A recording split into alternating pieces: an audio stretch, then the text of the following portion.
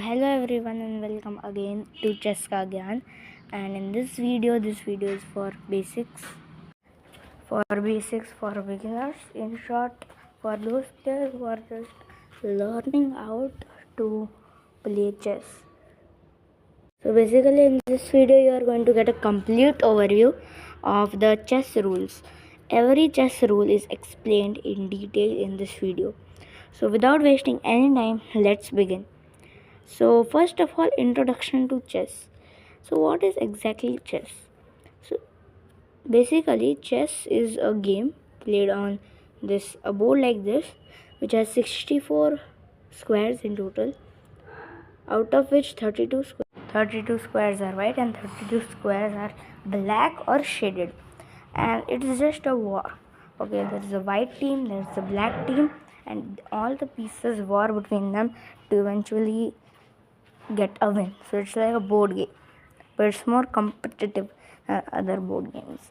Now, as you see the arrangement of the board, this is how we arrange the board. There are 8 soldiers, as we tell it in local or in normal language, but in chess language we call these pawns. And this at the edge, which is known as elephant by most of us, is called the rook. This is called the knight, this is called the bishop, this is also called the bishop, this is called the queen, and this is called the king. You should make a note of these because I am going to use these terms throughout the video. So to avoid any confusion, you should make a note of this. Also turn off the captions for a better experience. Now let's begin. So let us first learn how every piece moves. So let's start with the rook. This is placed at the corner of every corner in every game and there are 2 rooks for white and 2 rooks for black. How does this rook move? So basically this rook moves in straight lines, horizontally or vertically. It can move like this, vertically, it can move horizontally. Any number of squares you can move horizontally or vertically. However, if there is a piece between it, then it cannot cross over that piece. It can capture that piece and then on the next move cross over that piece. So this is known as the rook and it moves in straight lines. Now the next piece is the bishop. So the bishops are 2 colors. First is the white colored bishop and the dark colored bishop. The white colored bishop always stays in white squares and the dark colored bishop always stays in dark squares. You will understand why in seconds. So first of all, the bishops move diagonally. Diagonally means like this, in slanting lines. Any number of squares they can move diagonally. Now as you can see, this bishop can only move on the white squares diagonally wherever I am moving it. Therefore, it can never go on a dark square. This is one of the weaknesses of the bishop. When you will go to learn about this, when you will become a rated player, you will get more to know about this. Now this dark square bishop also moves like this, diagonally, any number of squares it can go. Okay, and now, yeah, but one thing is there again, it cannot jump over any piece. Okay, it has to capture that piece and go over it. Now we will learn about the pawn. The pawn, as we all know, is also called the soldier in local languages, but it is actually called a pawn in our chess language. So when a pawn is on the starting rank, means at the start of the game, it can move 2 squares forward. But once it has utilized its power of moving 2 squares forward, it can then only move one square forward. And always remember that you cannot move your pawn backwards like this. If you have moved it here, it will go ahead only, it cannot come backwards. And on the first move you can move it either 2 squares or 1 square. So that is about the pawn. However, let's say this is the position, you move this, black moves this. Now pawns cannot capture in straight lines. Pawns capture in diagonal lines. So for example, this pawn pushes here, then we can capture it diagonally. So it captures diagonally but moves in one square or two squares forward. Now we have the queen. The queen basically rook plus the bishop is equal to the queen. So if you add the power of the rook and the bishop, you get the queen's power, and therefore the queen is the most powerful piece in chess. Okay, now let's learn about the last two pieces. First of all, the king. So the king is very simple. It can move one square in any direction. It can move straight, diagonal in only one square, however. Now the last piece, which is the knight. The knight moves in L shape. For example, this is very hard, so please listen carefully. You can also use headphones for better experience. The knight moves in an L shape. That means if the knight is here, then go up two squares, excluding the square on which the knight is placed. I repeat, go up two squares, excluding the square on which the knight is placed. That means from here, I will go here, and here means from D4, D5 and D6. If you don't know what chess notation is, please watch our video on chess notation. So I go two squares up, D5 and D6, and then I turn towards the right side or the left side. So I go two squares up, and then I turn toward the right or the left, and this is the movement of the knight. Now you can also do that in a horizontal side, not only like this, but you can also do it like this. Okay, like this. Two squares here and then turn. So this is how the knight moves.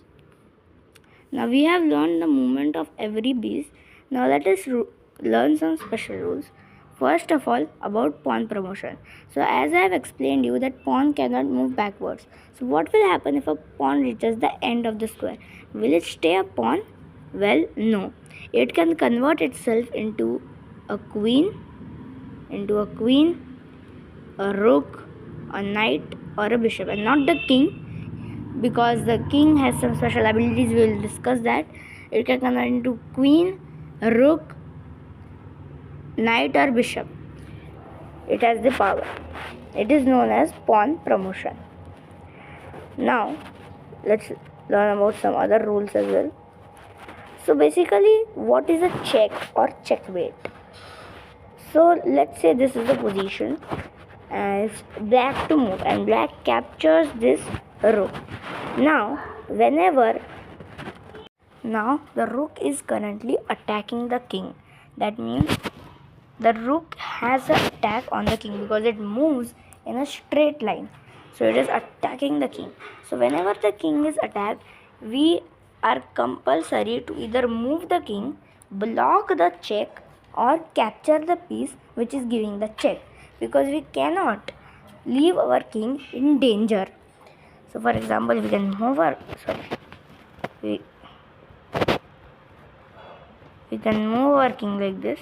If there is a piece, let's say the bishop is here, we can also capture this piece. And let's say if our rook is here, we can also block the check with other piece. But we cannot leave our king in danger. Now the next thing is checkmate. So let's say there is a position like this.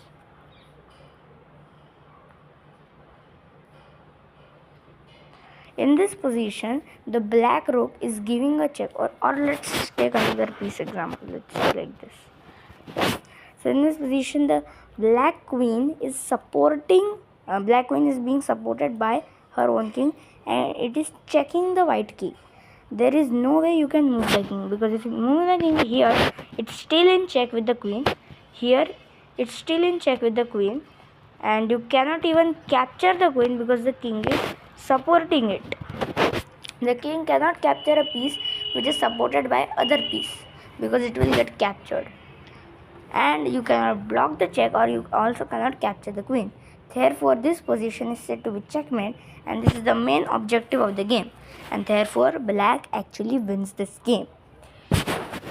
Now, let's look at some other special rules. Now, there is also a rule called en passant, which happens on pawns. but I am planning to make a video in detail about it. But we will first learn about castling. So let's say the game goes on. White pushes this pawn here, and you can play anything. Let's say you play this, then white brings his knight. You say, let's say you play this. White plays this move. You bring this. White brings his bishop. You bring out your bishop. And now white can perform a special thing called castling. So whenever the space between the king and this rook is empty, then you can perform castling. In castling, what you can do is you can move your king 2 squares. Yes, we learned that we can only move the king 1 square, but when you are performing castling, you can move your king 2 squares, and then you can jump your rook 2 squares, means 1 square of the king and 1 square to the final square. And this is used to safeguard your king so that your king is away from the center, no checks, no checkmates. That's why this is used. But there are some limitations. Let's say the game goes on, and instead of castling you play this move. Your opponent plays something and you go back, and now you decide to castle. But now you can't castle because you have already moved your king. If you have already moved your king or even the rook for which you perform to castling, then you cannot castle. Now we have learned all the movement of the pieces. We have also learned some special rules such as pawn promotion, castling, checks and checkmates. The n% rule which is remaining, I will explain that in another video. So this was basically a video for those of you who want to learn chess as a basic, and I am also going to include it in a course or a playlist in YouTube, where first this video will be there, and then the chess notation video will be there. So you can learn basics of chess from there. So thank you and have a nice day.